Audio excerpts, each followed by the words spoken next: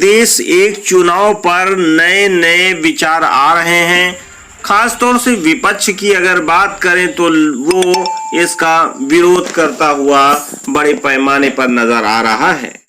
विपक्ष कह रहा है कि नरेंद्र मोदी अच्छी तरह से जानते हैं कि यह संभव नहीं है।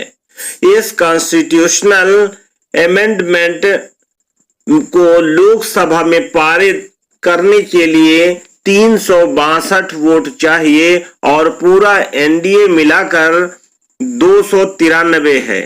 मनमाने ढंग से राज्य सरकारें गिराना और विधानसभाओं को भंग करना संघीय ढांचे पर प्रहार है।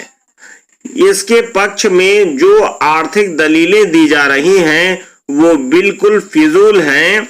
नीति निर्माण में बाधा का जो हवाला दिया जा रहा है, बस एक सवाल है, 4 साल 11 महीने नीतियां नहीं बनती, सब एक महीने में ही हो जाता है। मुद्दों से भटकाने और राज्यों में अपनी आगामी हार के दर्द को छुपाने के लिए ये नरेंद्र मोदी का नया गुब्बारा है। सुप्रिया जी ने इस पर अपनी बात रखी है। आज एक नया शगुफा आया शहर में, वन नेशन वन इलेक्शन। अच्छा भाई, क्या है ये कुछ नहीं है, ये इस देश के संघीय ढांचे पर एक जबरदस्त प्रहार है। लेकिन ये असल में एक शगुफा है, क्योंकि नरेंद्र मोदी जी भी जानते हैं कि इसको पारित कराने के लिए उनको लोकसभा में 362 वोट चाहिए। उनकी एनडीए के पास 293 है। राज्यसभा में भी ये पारित नहीं हो पाएगा, वो जानते हैं। लेकिन ये शगुफे इसलिए रह रहकर छोड़े जाते हैं जिससे कि इस देश में चर्चा बनी रहे बेकार के मुद्दों पर। असल मुद्दों से ध्यान हटाया जाए, इस बात से ध्यान हटाया जाए कि नरेंद्र मोदी और बीजेपी बुरी तरह से हरियाणा और जम्मू कश्मीर, झारखंड और महाराष्ट्र हारने वाले हैं। वन नेशन वन इलेक्शन की बात करेंगे, अरे एक साथ महाराष्ट्र, झारखंड, हरियाणा और जम्मू कश्मीर तो करा नहीं पाए, बड़ी बड़ी बातें करने चलते हैं। लेकिन 2-3 चीजें हैं जो बहुत दिक्कत तलब है इस रिपोर्ट में। करीब 18,626 पन्ने की ये रिपोर्ट है।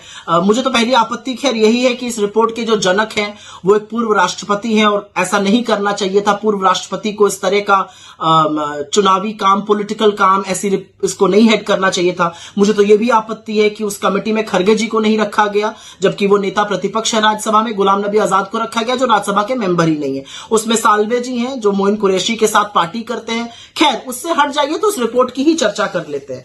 यह report one nation one election तो सबसे पहले तो है ही नहीं, क्योंकि यह कहती है कि एमएलए एमपी का चुनाव एक साथ होगा, मतलब 5000 लोगों का, और पंचायती राज 100 दिन बाद होगा। तो ये वन नेशन वन इलेक्शन कैसे हुआ? 5000 लोगों का चुनाव एक साथ होगा, फिर पोलिंग स्टेशन बनेंगे, फिर पोलिंग पार्टी बनेगी, फिर बंदोबस्त होगा, फिर सिक्योरिटी फोर्सेस आएंगे, करीब 1.5 करोड़ लोग फिर से लगेंगे इस पूरी प्रक्रिया में, क्योंकि 30 लाख जो निर्वाचित होते हैं हमारे पंचायती राज के लोग, वो तो वन नेशन वन इलेक्शन में आए नहीं, पहली चीज।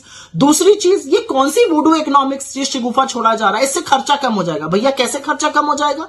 इसको कराने के लिए आपको 3 गुना वीवीपैट चाहिए, 3 गुना ईवीएम चाहिए, उनको बनाने के लिए आपको वक्त चाहिए, वो मैन्युफैक्चर होंगी अभी। लेकिन उसके अलावा सबसे बड़ी बात है उसमें जबरदस्त खर्चा होगा, ये खर्चा हम और आप वहन करेंगे। तीसरी बड़ी बात, ये पूरी तरह से राज्य सरकारों की अवमानना करता है। इस रिपोर्ट का कहना है कि राज्य सरकारों जिनका टर्म बचा रहेगा वो भंग कर दी जाएंगी, केंद्र उनको भंग कर देगा। क्यों भंग कर देगा भाई?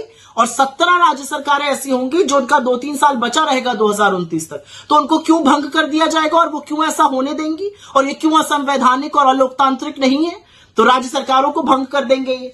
और इसमें एक बड़ी अजीब बात है, अगर कोई राज्य सरकार गिर जाती है तो वहां चुनाव होगा, लेकिन सिर्फ उस अवधि के लिए होगा जब तक लोकसभा चुनाव नहीं हो रहा है। मतलब चुनाव भी होगा, खर्चा भी वहन होगा, सारा बंदोबस्त भी होगा, लेकिन उसी अवधि के लिए। मैं तो एक सवाल पूछना चाहती हूं, मान लीजिए केंद्र सरकार गिर जाती है, जो बड़ी संभावना है मोदी जी की 2025 में गिरने की, तो क्या आप सारी राज्य सरकारों को भंग कर दीजिएगा? ये कौन सी इकोनॉमिक्स है, ये कौन सा लॉजिक है, ये सिर्फ मोदी जी ही बता सकते हैं। लेकिन एक बात यहां पर समझनी जरूरी है कि जो 2-4 बातें इसके बारे में कही जा रही है, इससे पॉलिसी मेकिंग नहीं हो पाती है, डिसीजंस नहीं बन पाते हैं। 4 साल 11 महीने आपसे पॉलिसी मेकिंग नहीं हो पा रही है, उसी 1 महीने में आपको सारी पॉलिसी मेकिंग करनी है। सारे जो पुराने निर्णय हैं वो चलते हैं, नए निर्णयों के लिए इसी से परमिशन मिल जाती है। ये सिर्फ और सिर्फ संघीय ढांचे पर प्रहार है। और ये एक जो बीजेपी का ऑब्सेशन है ना, one nation this one nation, हम one nation this and that नहीं है, हम वन नेशन वन लैंग्वेज नहीं है, हम वन नेशन वन रिलीजन नहीं है, हम वन नेशन वन कल्चर नहीं है, हम वन नेशन वन कलर नहीं है, हम वन नेशन एक जैसे नहीं लगते हैं।